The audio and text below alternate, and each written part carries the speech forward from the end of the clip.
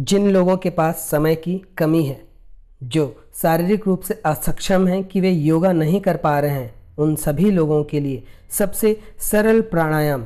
इस विधि के द्वारा आप बहुत आसानी से मोटापा भी कम कर सकते हैं।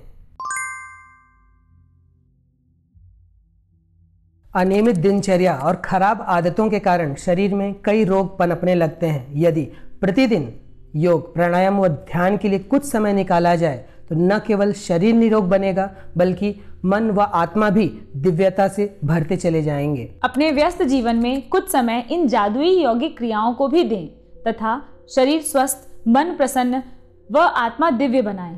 जब भी आप इन यौगिक क्रियाओं का अभ्यास करें तो विशेष ध्यान दें। प्रसन्न चित्त अवस्था के साथ सभी तनावों को भूलकर वर्तमान में रहकर इन यौगिक क्रियाओं का अभ्यास करें, जिससे आपको लाभ दुगना मिलेगा। प्रतिदिन की नियमित यौगिक अभ्यास आपकी भागती हुई जिंदगी में एक नया आनंद ला सकती है। और सबसे जरूरी बात यह है कि नियमितता। जब भी आप कोई छोटे से छोटा या बड़े से बड़ा कार्य नियमित होकर करते हैं, तब असंभव कार्य को भी आप संभव बना सकते हैं। तो नियमितता के साथ इन यौगिक क्रियाओं का अभ्यास करें और खूब लाभ लें। तो सही ढंग से यौगिक क्रियाओं का अभ्यास करिए और अपना ही सहयोग अपने आप को उत्कृष्ट मानव बनाने में करिए। तो चलिए आज की यौगिक अभ्यास आरंभ करते हैं।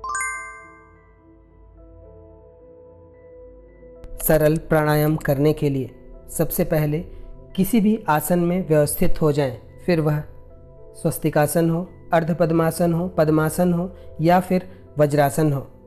अब कमर सीधी रखते हुए, आँखों को बंद रखते हुए लंबी गहरी सांस लेनी है और छोड़नी है, ऐसे जैसे आप किसी हिल स्टेशन या प्रकृति वाले जगह पर हों।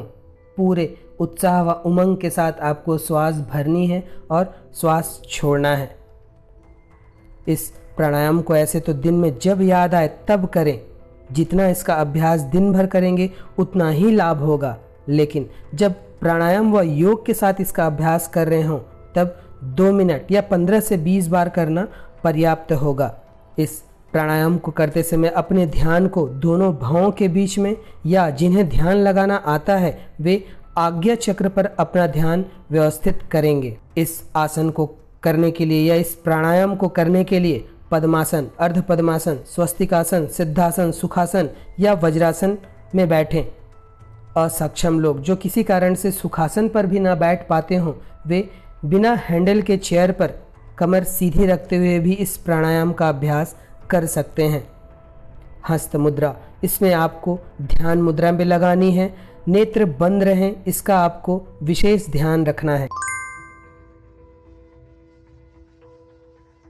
सरल प्राणायाम अर्थात लंबी गहरी सांस से शरीर में ऑक्सीजन ज़्यादा आता है, जिससे ज़्यादा कार्बन डाइऑक्साइड निकलता है।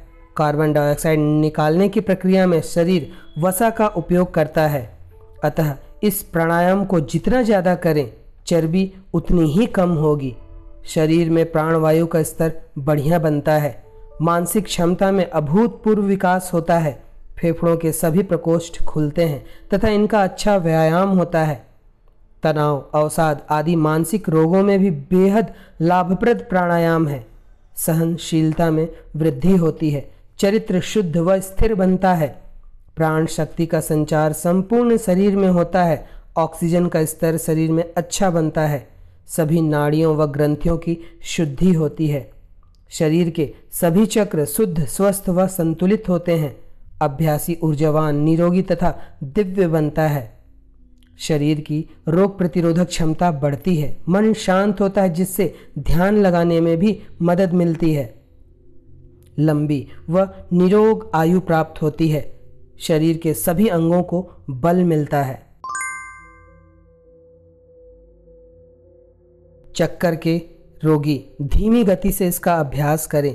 अस्थमा के गंभीर रोगी या जिन्हें श्वास लेने में दिक्कत आ रही हो, वे सावधानी पूर्वक इसका अभ्यास करें। जो लोग किसी आसन को लगाने में असमर्थ हों, वे कुर्सी पर बैठकर इसका अभ्यास कर सकते हैं। गर्भवती महिलाओं के लिए यह अत्यंत लाभदायक प्राणायाम है। वे अंत समय तक इसका अभ्यास करें। उच्च ज्वर की दशा हो, शरीर अत्यंत दुर्बल या कमजोर हो या किसी गंभीर बीमारी से ग्रस्त हो, तो सावधानी पूर्वक धीमी गति से इस प्राणायाम का अभ्यास करें। सरल प्राणायाम वास्तव में बहुत सरल प्राणायाम है।